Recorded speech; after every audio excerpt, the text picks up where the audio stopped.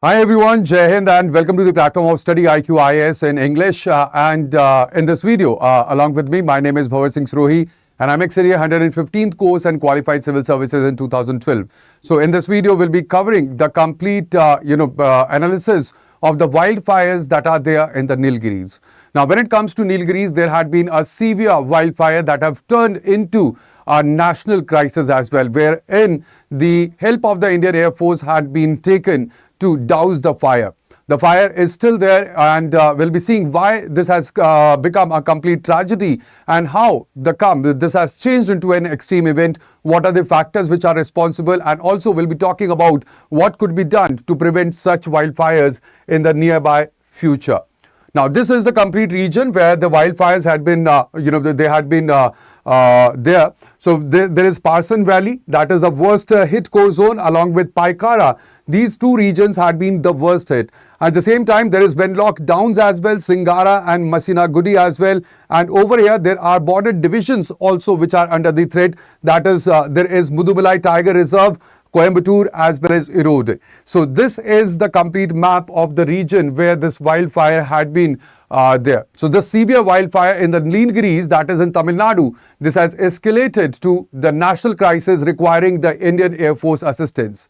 Over here, there is the editorial that I have seen, and ultimately that analyzes the complete structural causes which are behind the annual fire seasons that turns into catastrophic event when it comes to the disaster management or it comes to the environment as well. Now, the affected areas are in the Nilgiri district. They had been worst hit. Mudumalai, Coimbatore, Erode divisions. They are also the fringe areas which are under the severe threat, as well as the most severe had been the Parson Valley and Paikara. And Singara, Masinagudi, Wenlock Downs had also, there had been the fire in these regions as well. Now, when it comes to every year, there is a wildfire that happens in Nilgiris, and the peak of the season is between February to May. When it comes to this wildfire that we are discussing, the severe wildfire that had been there and it turned into the national crisis. So it was in April 2026, and the major reason behind it turning catastrophic is the extreme heat as well as the winds which are there. Indian Air Force had been deployed for the aerial firefighting, and the fires are still active as of May 1, 2026. Now, basic trigger or the major trigger were that there is the high temperature, the temperature is soaring high, as well as there are strong winds. So there are the embers. All right. Now, what are the embers? Embers are the glowing particles which are there. All right, the glowing particles that could be of the branches or the leaves which are there. So now these embers, they are carrying over the fire lines and they are distributing the fire to those places where where we have seen the severe accidents of the wildfire. There is also invasive species and dry biomass as well, and that increases the intensity of the fire. Also, there had been an allegation that the Kerala had an uncoordinated burn that has transferred to this region. Now, when it comes to Nilgiris, it is very important region because it has been, or it is a World Heritage Site under UNESCO Heritage. All right. At the same time, there is, or it is part of the Nilgiri Biosphere Reserve, which is India's first biosphere reserve, which was established in 1986, and also it is a biodiversity hotspot as per the Myers definition that he gave in 1988. So there are the endemic species which are found in this region, and therefore the Nilgiris is a part of the biodiversity hotspot region as well. In this region, you will find the Shola forest. The Shola forest, which are temperate evergreen forests, which are found in this region, along with the mountain grasslands which are found. And these Shola forest and mountain grasslands, they are fire-prone ecosystem which exist in Nilgiri region. There is also Mudumalai Tiger Reserve in the vicinity, and Project Tiger had been implemented, and Mudumalai Tiger Reserve is basically conservation or protected area for the tiger conservation. Now, here you will find the tribes as well. We have different tribes in the Nilgiris that lives in the region. Like, for example, Toda tribe is there. We have along this Kota, Kurumba and Badaga tribes which lives over here. The altitude or the height, it ranges from 300 meter to 2636 meter, and Doda Beta is the highest peak of the Nilgiris. Alright, now when it comes to the fire ecology, so it is very important to understand over here that the natural fire here is essential for the Shola grassland regeneration. The Shola grasslands, they regenerate after the fires. Alright, at the same time, there are two different type of fire that we are talking about. There is low intensity surface fire. This is beneficial because it clears the undergrowth and it facilitates the growth of the fresh grasslands. At the same time, when it comes to the high intensity crown fires, which engulfs the canopy, alright, which it destroys the canopy, and also it causes the soil erosion as well. This is the worst that happens over here. And when it comes to the fire season in this region, it is determined by the monsoon withdrawal and also the dry spell. When it comes to the invasive species, there are three important invasive species that are found over here. We have wattle or acacia myansi, and also lentilla camara and eucalyptus, and they have increased the fuel load over here. The Sholia pine plantation, they are basically monocultures, and ultimately they elevate the risk of the fire significantly, and there had been historical burning as well. When it comes to this region, the tribal communities, they practiced the burning, and that was because of the controlled burns. It was necessary for regeneration of the grasslands that are over here. Now, what are the root causes of this fire? The first one is the climate, because there had been climate variability, and that have led to the hotter climates or the hotter temperatures, drier summers, and ultimately that have increased the tendency or intensity of the fire in the region. There is also the strong winds, and they carry the embers over the fire lines, and ultimately the fire, it engulfs more region that is there. Now also at the same time, IMD have said that this would be an El Nino year. So when it is El Nino year, it is a kind of dry spell or dry year, and ultimately the monsoon had been, or it will be hit severely, and there would be drought-like conditions. That will again intensify the fire intensity. And when it comes to the climate change, so of course we are battling with the climate change, where IPCC warns that 50% of the rise will be there in the fire weather days by 2100. But it is not just climate, it is ecological as well. I told you that there are invasive species which are here, like for example lentilla camara. It is highly inflammable, intense invasive shrub that is found over here. Along with this, eucalyptus, which is there is eucalyptus oil as well that is extracted from it.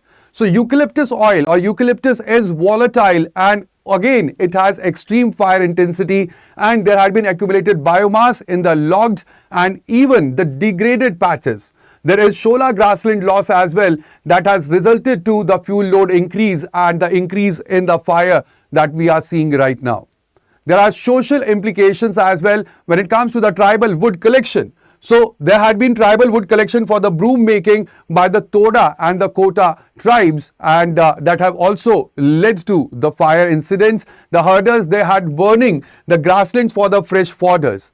Also, the discarded cigarettes, they are the common accidental causes when it comes to the wildfires, the discarded cigarettes or beeries as well. And there had been local grievances as well. Alright, the local grievances, that is because of the animal and man conflict, because we know that there is a tiger reserve, and ultimately because of it, because of the tigers which prey upon the cattle, there had been increased local grievances in the region, and it could be also a factor that there could be a deliberate arson that had started this wild forest fire. Then there are the governance implications as well when it comes to Kerala. So there had been a coordination failure between two of the states for the controlled burn as well. There had been inadequate fire line maintenance in the off season, and also when it comes to the forest rights, and there is conservation. So there is a tension that is still unresolved right now. There are also no dedicated wildlife management authority in India wildfire management authority in India. And again, this is one of the factors that has led to increase in the forest fires.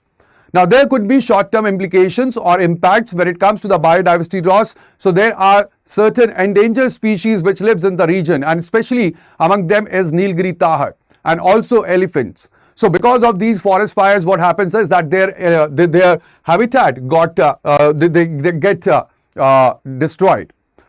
At the same time, the smoke that affects the Coimbatore and Ooty urban areas as well, and because of this, because of the fire, so what will happen is that the Paikara reservoir water quality, it will be threatened and the drinking water will be at risk.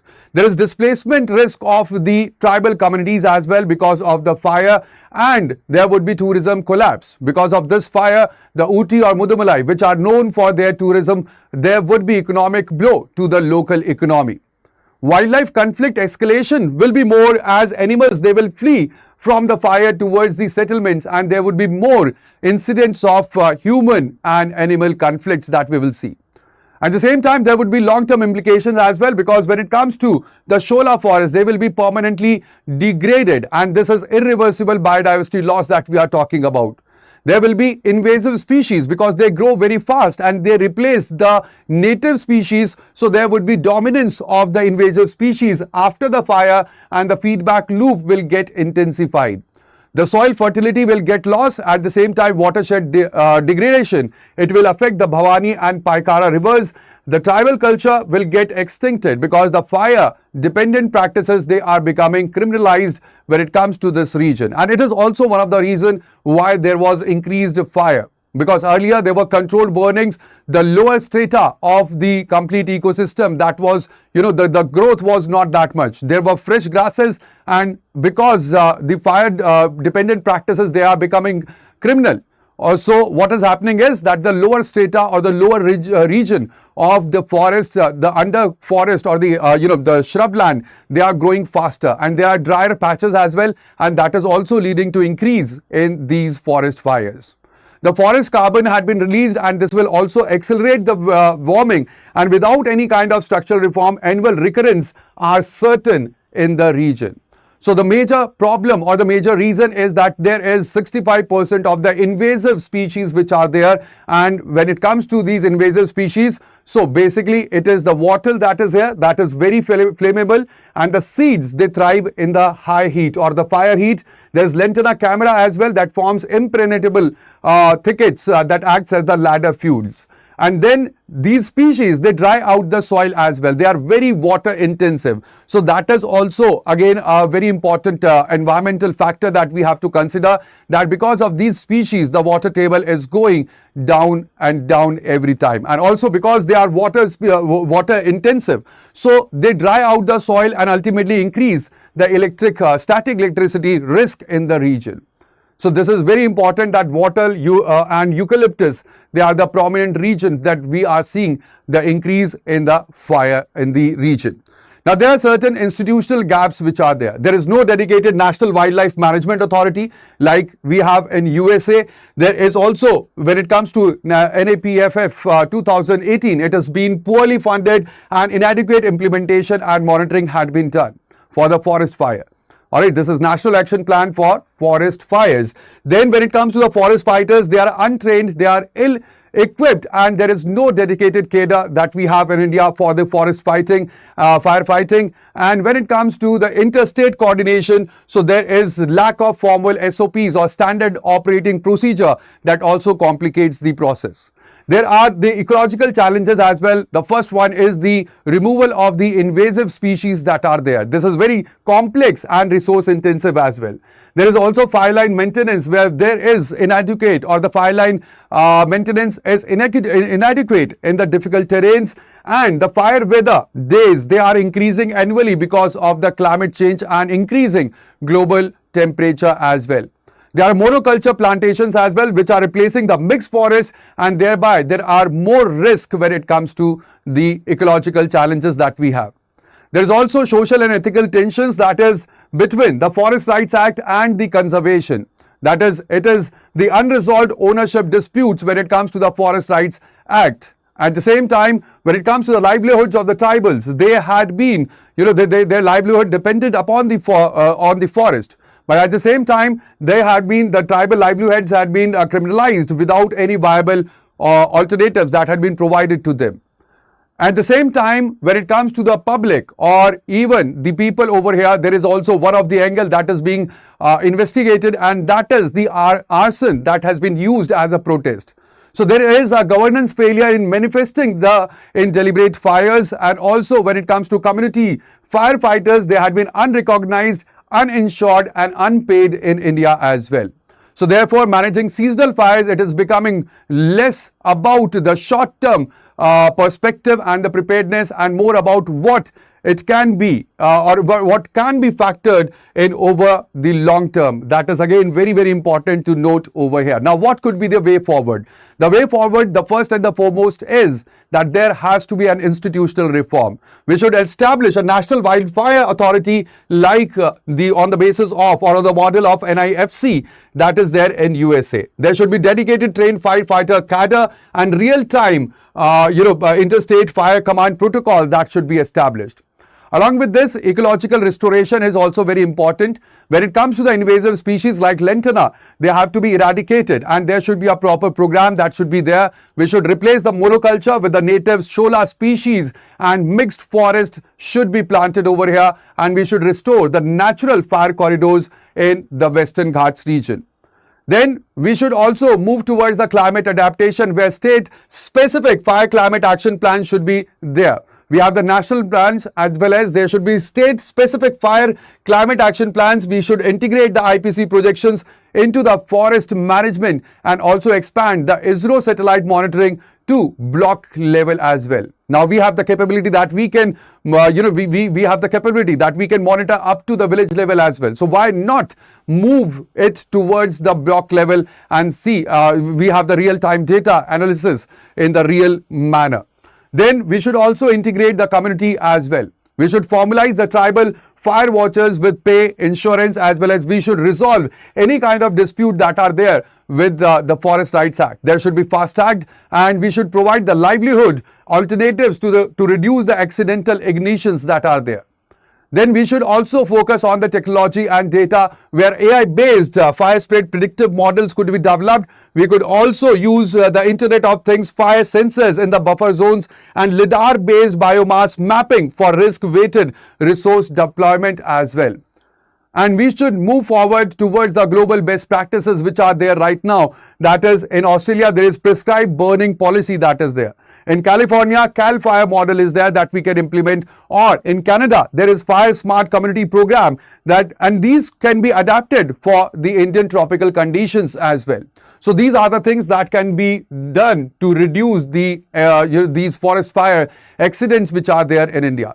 Now, when it comes to the your preparation for the civil services, so I am ready to launching this public administration optional for year 2027-28, and the classes would be live classes along with the test series. You can enroll into this batch, and ultimately you can use the code that is BRS Live for the maximum discount.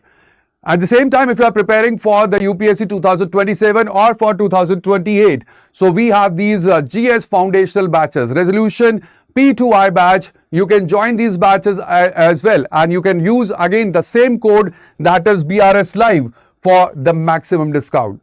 So that would be all in this video. I hope that now you have a complete understanding why we have the increased wildlife fires that we are seeing, and also what is the reason behind the extreme wildfire that we have seen in the Nilgiris. So that would be all. Thank you very much, guys, for joining me over here. Thank you very much. Do not forget to like, share and subscribe to our channel so that you do not miss any of the future updates which are very important for your preparation for UPSC Civil Services. Thank you. Bye-bye. Take care and Jai Hind.